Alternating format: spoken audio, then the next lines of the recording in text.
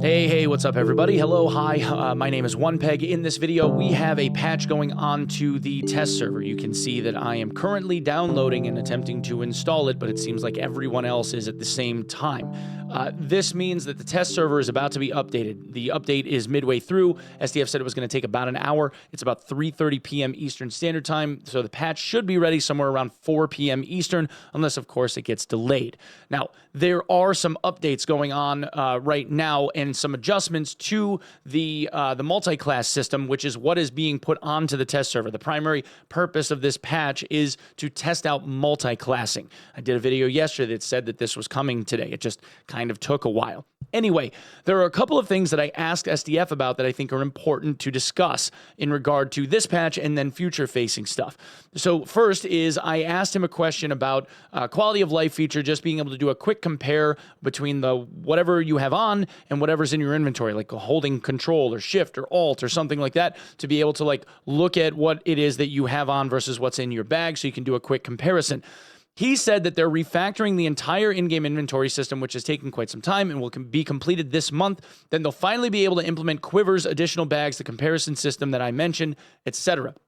So it sounds like at some point in the next month to month and a half, somewhere around there, we should be able to have Quivers and additional bag space for ourselves. My guess is that's going to be loosely tied to resourcefulness, because they said something in prior podcasts about how they wanted resourcefulness to be tied to something necessary.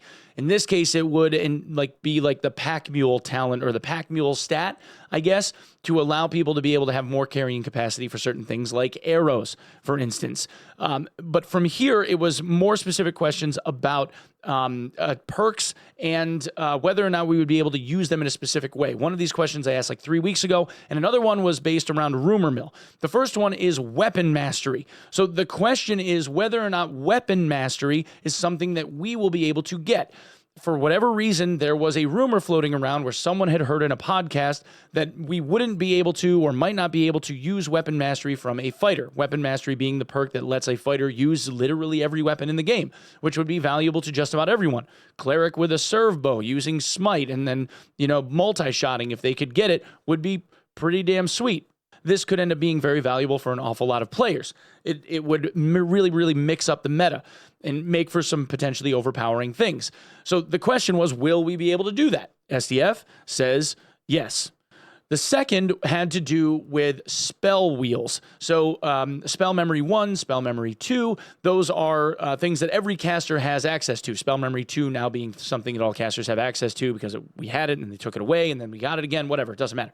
Anyway, spell memory 1 and spell memory 2 are named the same regardless of class. The question was whether or not each class was going to have its own spell wheel, meaning like if you wanted cleric spells as a wizard, you'd have to have a cleric spell wheel and a wizard spell wheel, or if they would be combined.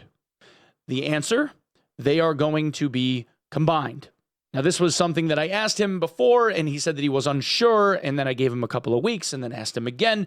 So now they will be combined. Again, the idea behind the multi-class system as a patch is to be able to break the game. That's the intention. They want people to potentially build through this minor RNG mechanic, the ability to be able to come up with something potentially game-breaking. And in doing so, giving us free reign to kind of explore all of this stuff and maybe get lucky in order to make that game-breaking build that we want is kind of the idea right now. If it becomes obviously too overpowered, they will start reining it in or give buffs to one class, like they said, maybe like a level 2 fireball, for instance, for wizards to make them a little bit stronger. Stuff like that might end up being the thing that keeps everything kind of even. But for now, we're going to go to the test server and we're going to try it out and we're going to see if we can break some stuff. Once this video is live, I will be live. We'll go back in and we'll start kind of like tinkering with it and see if we can level some things up. End boss is going to be on in about a half an hour and maybe we'll hook up with him and go and have some fun. Anyway, guys, thank you so much for coming and checking out the video. Thank you for very much for lending me your eyeballs. I really do appreciate it. I will, again, be live, and I will see you over on Twitch maybe. And if I don't, I'll see you in the next video. Okay? Thanks so much.